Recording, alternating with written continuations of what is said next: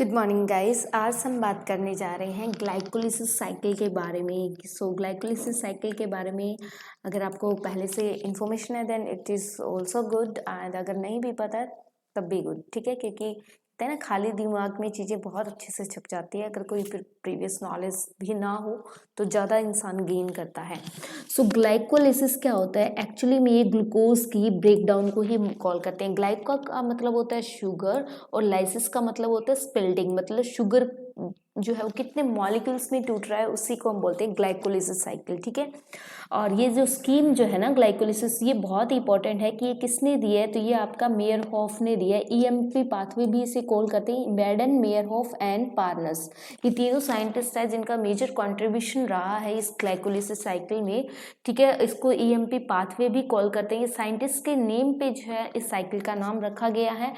इन anaerobic condition उसे हम call करते हैं जब विदाउट ऑक्सीजन जो ऑर्गेनिज्म बिना ऑक्सीजन के कुछ चीज़ें कंज्यूम करते हैं उनको बोलते हैं anaerobic organism. It is the only process in respiration, ठीक है।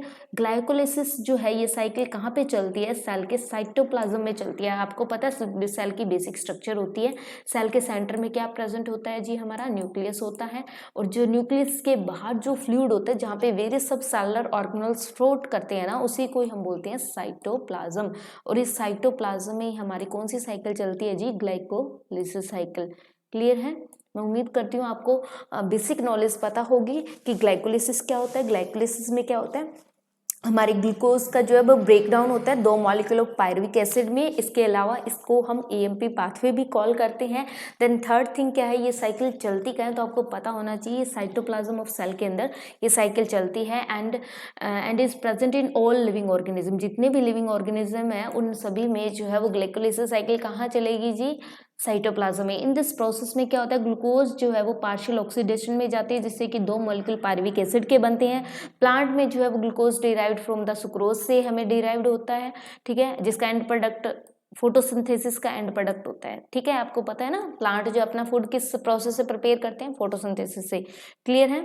जो जिससे कि कार्बोहाइड्रेट हम खाते हैं, हम अपनी बेसिक नीड के लिए, हम अपने खाने की जरूरतों के लिए किस पे डिपेंड है जी, प्लांट पे। प्लांट को ये हम दूसरा नाम क्या है हमारा, प्रोड्यूसर, प्राइमरी प्रोड्यूसर हमारे प्लांट ही तो है, ठीक है। सुक्रोज जो है वो कन्वर्ट हो जाता है बाद में किसके अंदर, ग्लूकोज के अंदर और फ्रुक्टोज में, ठीक है। और किस एंजाइम के थ्रू होता है, इन्वर्टेज एंजाइम यूज किया जाता है, जहाँ पे 2 मोनोसेक्राइड जो है वो एंटर करते हैं ग्लाइकोलिटिक पाथवे के अंदर। कौन सा, ग्लूकोज और फ्रुक्टोज, ठीक है। ग्लूकोज और फ्रुक्टोज जो होते हैं ना वो क्या देते हैं हमें, ग्लूकोज 6 फॉस्फेट देते हैं by the activity of enzyme hexokinase. अब आप सिर्फ और सिर्फ इस साइकिल पे फोकस करेंगे। 1 second, I will remove this, okay. जितना भी वेस्ट पार्ट है मैं एक बार इसको रिमूव कर रही हूँ। अब आप इस साइकिल को ध्यान से समझेंगे, ठीक है। कैसे समझेंगे, अब आपको क्या पता है, ग्लूकोज है हमारा पहला मॉलिक्यूल, क्या है, ग्लूकोज। ग्लूकोज से हमारा एंड प्रोडक्ट जो है वो क्या बन रहा है, 2 मॉलिक्यूल हमारे बन रहे हैं जी पायरुविक एसिड के, ठीक है। ग्लूकोज के अंदर टोटल जो है वो 10 स्टेप्स हैं। ये जो टोटल है ना, ये 10 स्टेप्स है, जैसे 1 2 3 4 5 6 7 8 9 एंड फाइनली 10, ओके। 10 स्टेप्स हैं और एंजाइम्स भी इतने ही यूज होंगे definitely, okay. So let's start with the glucose. Glucose से जब ग्लूकोज 6 फॉस्फेट बनेगा तो यहाँ पे एक एंजाइम यूज होता है जिसका नाम है हेक्सोकाइनेज। हेक्सोकाइनेज, जहाँ पे भी काइनेज वर्ड लिखा हुआ मिले दैट मीन्स यहाँ पे एनर्जी का इन्वॉल्वमेंट है, या तो एनर्जी खर्च हो रही है या बन रही है, ओके। सो एटीपी यहाँ पे किसमें कन्वर्ट हो रहा है, एडीपी में। देन ग्लूकोज 6 फॉस्फेट जब हमारा बनेगा ना फ्रुक्टोज 6 फॉस्फेट, तो यहाँ पे एंजाइम यूज होगा हमारा आइसोमेरेज। मतलब ये दोनों आइसोमर है, जस्ट फॉस्फेट की पोजीशन चेंज हो रही है, ठीक है, बाकी कुछ चेंज नहीं है यहाँ पे, ठीक है। आइसोमेरेज एंजाइम यूज होगा। देन नेक्स्ट स्टेप में फ्रुक्टोज 6 फॉस्फेट से जब हमारा फ्रुक्टोज 1,6 बिस फॉस्फेट बनेगा तो यहाँ पे भी एनर्जी यूज हो रही है, मीन्स 2 मॉलिक्यूल ऑफ एटीपी आपने देखे कि कंज्यूम हो गए हैं हमारे, ठीक है। तो फोस्फोफ्रुक्टोकाइनेज, जहाँ पे भी एटीपी का आपको फंक्शन दिखे वहाँ पे काइनेज वर्ड लगा हुआ है, दैट मीन्स वो क्या है, एंजाइम है। देन फ्रुक्टोज 1,6 बिस फॉस्फेट से हमारे 2 मॉलिक्यूल बनेंगे 3 3 कार्बन के, क्योंकि फ्रुक्टोज 1,6 बिस फॉस्फेट जो था ना वो हमारा क्या है, 6 कार्बन कंपाउंड है। अब 6 कार्बन कंपाउंड को 2 में तोड़ना है। 2 में तोड़ने के लिए हमारा जो एंजाइम यहाँ पे यूज होता है वो है एल्डोलेज एंजाइम। ये एल्डोलेज एंजाइम क्या करता है, फ्रुक्टोज 1,6-बिसफॉस्फेट को triose bisphosphate and dihydroxy acetone phosphate में तोड़ देता है। मतलब 3 कार्बन के 2 मॉलिक्यूल में ब्रेक कर दिया। देन 4th स्टेप में हमने क्या देखा, दोनों में से कोई एक मॉलिक्यूल लेके हम आगे चलते हैं। जैसे ट्राइस फॉस्फेट ले लिया, जिसका दूसरा नाम है ग्लिसरल्डिहाइड 3 फॉस्फेट। ग्लिसरल्डिहाइड 3 फॉस्फेट से हमने क्या बनाया, 1,3-बिसफॉस्फोग्लिसरेट हमने क्रिएट किया। ये बन गया, ऑटोमेटिकली बन गया। यहाँ पे आप देख पा रहे हैं किस चीज़ की फॉर्मेशन हो रही है, NAD से NADH की फॉर्मेशन आप देख रहे हैं।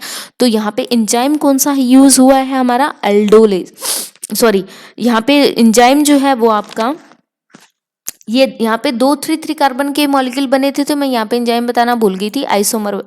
ठीक है, 2 आइसोमर बने हैं, एक तो ग्लिसरल्डिहाइड 3 फॉस्फेट, एक डाईहाइड्रोक्सी एसीटोन फॉस्फेट।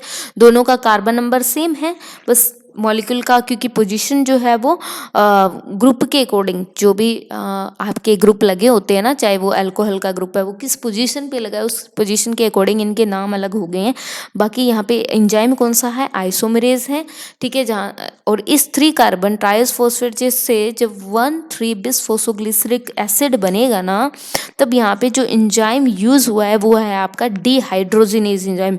जब भी आपके नाम आ जाए ना डिहाइड्रोजिनेज एंजाइम, दैट मीन्स वहाँ पे किस चीज़ की फॉर्मेशन हो रही है, NADH की। ठीक है, ग्लिसरल्डिहाइड 3 फॉस्फेट डिहाइड्रोजिनेज एंजाइम यहाँ पे यूज हुआ है। देन हमने क्या देखा, 1,3-बिसफॉस्फोग्लिसरिक एसिड से हमारा बन गया 3-फॉस्फोग्लिसरिक एसिड, मतलब एक फॉस्फेटाइन हमारा रिमूव हो गया। और यहाँ पे हमारी क्या है, एनर्जी बनी है, यहाँ पे एनर्जी फॉर्म हुई है। ठीक है, एनर्जी बनी है, तो मैंने कहा था जब भी एनर्जी लगे बने, वहां पे एंजाइम जो यूज होगा वो है फॉस्फोग्लिसरेट काइनेज। काइनेज एंजाइम यहाँ पे यूज होगा जब भी एनर्जी की बात होती है। देन 3-फॉस्फोग्लिसरेट से जब 2-फॉस्फोग्लिसरेट बनेगा, मीन्स बहुत ही कम एक स्मॉल चेंज के लिए जब हम एंजाइम यूज करते हैं, उसका नाम है म्यूटेज एंजाइम। ठीक है, वैसे एंजाइम इतने इंपॉर्टेंट नहीं है, अगर आप 12th क्लास के बच्चे हैं, अगर हायर क्लासेस में हैं तो एंजाइम बहुत ज़्यादा इंपॉर्टेंट हो जाते हैं कि कौन सा एंजाइम किस चीज़ को करवाने के लिए रिस्पॉन्सिबल है। सो आपका जो 3-फॉस्फोग्लिसरिक एसिड जब 2-फॉस्फोग्लिसरिक एसिड बनेगा, स्मॉल चेंज होगा, तो यहाँ पे म्यूटेज एंजाइम यूज होगा। ठीक है, और ये हमारा जो प्रोडक्ट बनेगा वो 2-फॉस्फोग्लिसरेट बन गया। देन 2 से बन गया हमारा पैप, फोस्फोइनोल पायरवेट। ठीक है, पैप से फर्दर हमारा फाइनली बन गया है हमारा पायरविक एसिड। जब 2-ग्लिसरिक एसिड से जब पैप बनेगा तो इनोलेज एंजाइम यूज होगा। ठीक है, और जब हमारा ये बनेगा ना पायरुविक एसिड, पैप से जब पायरुविक एसिड यूज होगा तब भी एक एनर्जी का मॉलिक्यूल हमारा फॉर्म होगा। एक एनर्जी का मॉलिक्यूल हमारा 1,3-बिसफॉस्फोग्लिसरेट के टाइम पे बना, एक यहाँ पे एंड में बना है, और बीच में जब इनोलेज एंजाइम हमने यूज किया तो वाटर रिलीज हुआ है, तो एंड में हमें 2 मॉलिक्यूल पायरुविक एसिड के मिल गए। ठीक है, ये है कंप्लीट हमारी ग्लाइकोलिसिस साइकिल। मैं उम्मीद करती हूँ ये साइकिल आपको समझ में आ गई होगी। बाकी वही चीज़ें हैं जो मैंने आपको समझाई है डायग्राम में, वही आपको यहाँ पे ये सारी चीज़ें लिखी गई हैं, सो आप उनको खुद से रीड कर लीजिएगा। बाकी ये बहुत ही आसान है।